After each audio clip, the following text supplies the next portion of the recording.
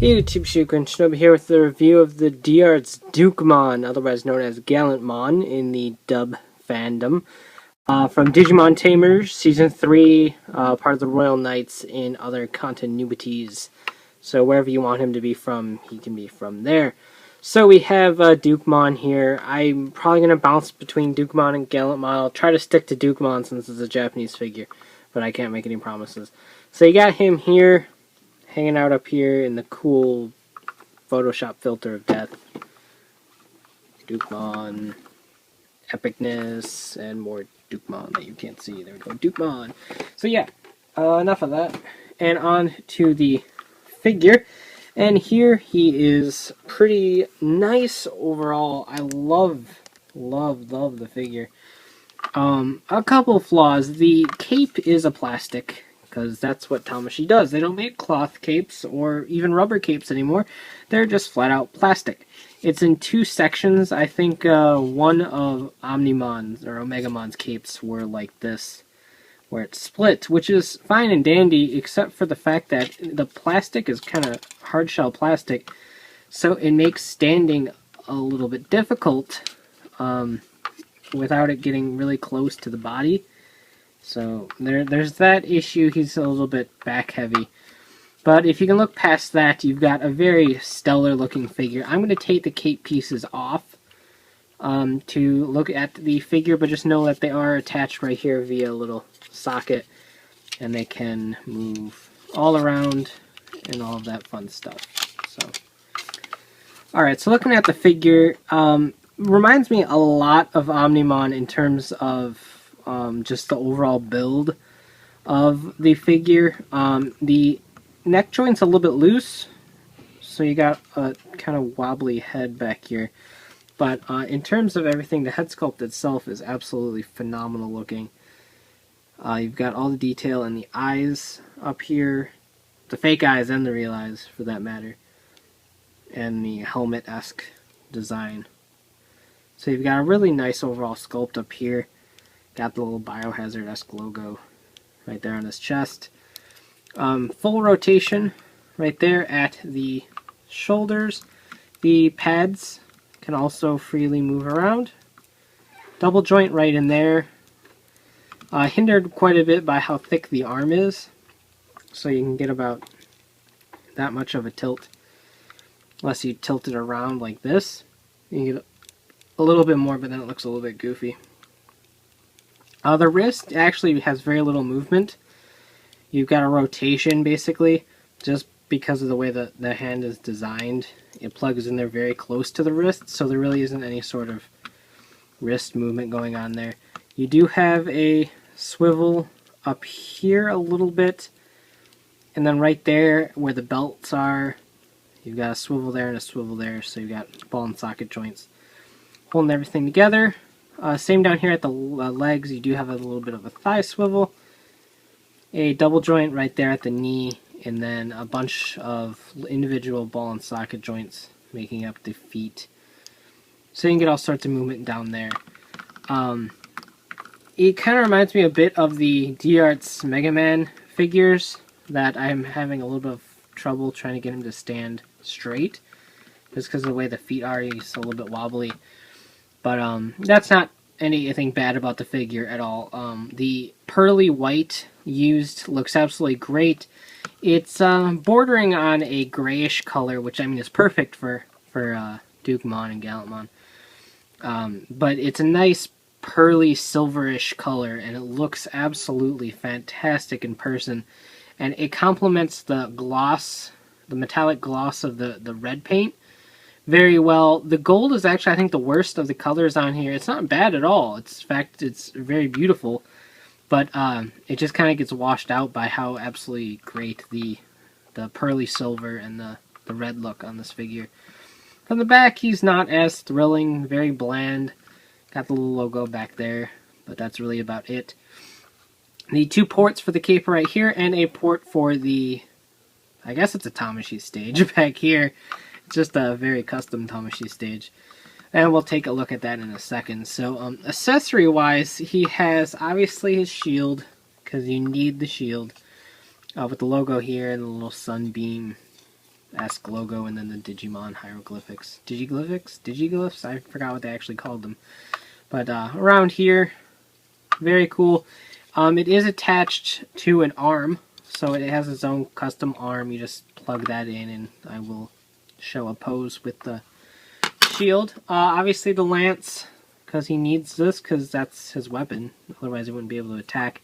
That works off of the little joint for the hand, so you can kind of see a little ball in there. That plugs right into the hand. It's actually really easy to get on, so thankfully for that. And then he has only two hands, just some splayed open, relaxed, molester-esque hands. So you've got those. That's actually all he comes with besides this crazy Tamashii stage. It's a circular pattern, just like the one that came with Omegamon, Omnimon.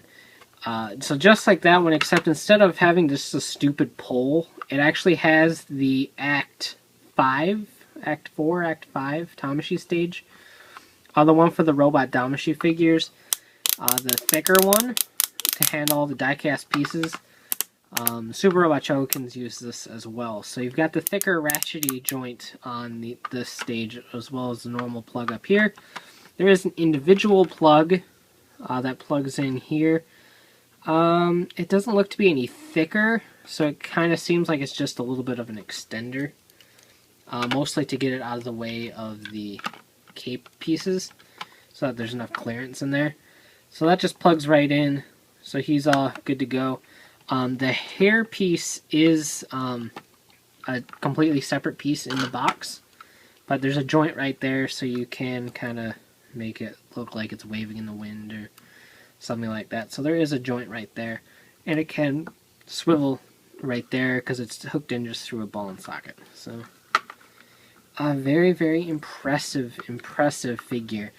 I'm not entirely sure if it beats out Omnimon or Omegamon for me, but I loved Tamers, and I love Guilmon, so Dukemon, Gallantmon was always a favorite of mine, so I have to hand it to this figure. It does take the cake as best Digimon to me.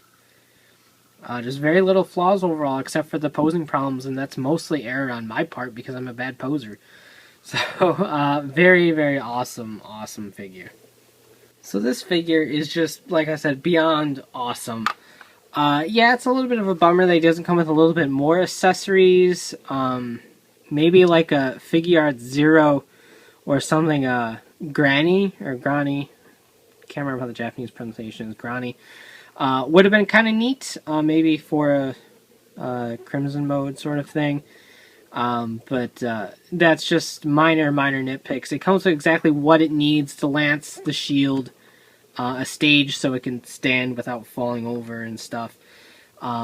Just absolutely amazing looking figure.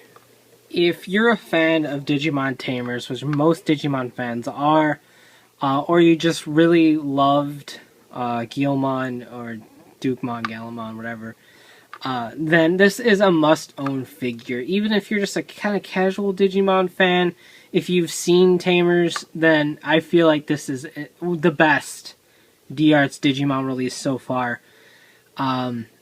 It doesn't come with as much as the price would let you want you to believe, especially considering how big the box is, but when you have cape pieces as big as this, weapons as big as this, and a stand as big as this, actually, it becomes reasonable to understand just how the price justifies the means here.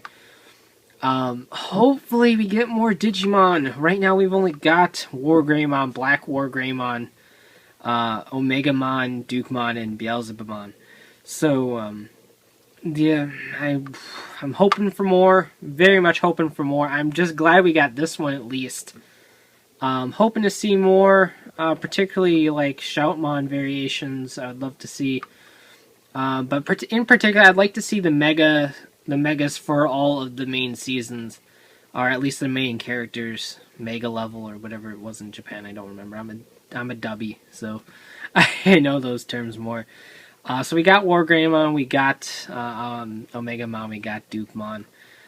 Seeing some of the other ones would be really nice. Unfortunately, the Digimon figures don't do that well in Japan. So I'm not sure what our chances of getting some are. The D-Arts line is just mostly comprised of Persona releases now, with the Mega Man releases pumped up for the US. So hopefully with Digimon Fusion coming out next year in the US, we can get some Digimon love going, and hopefully Bluefin can work out something with Tamashii to start making some more Digimon releases.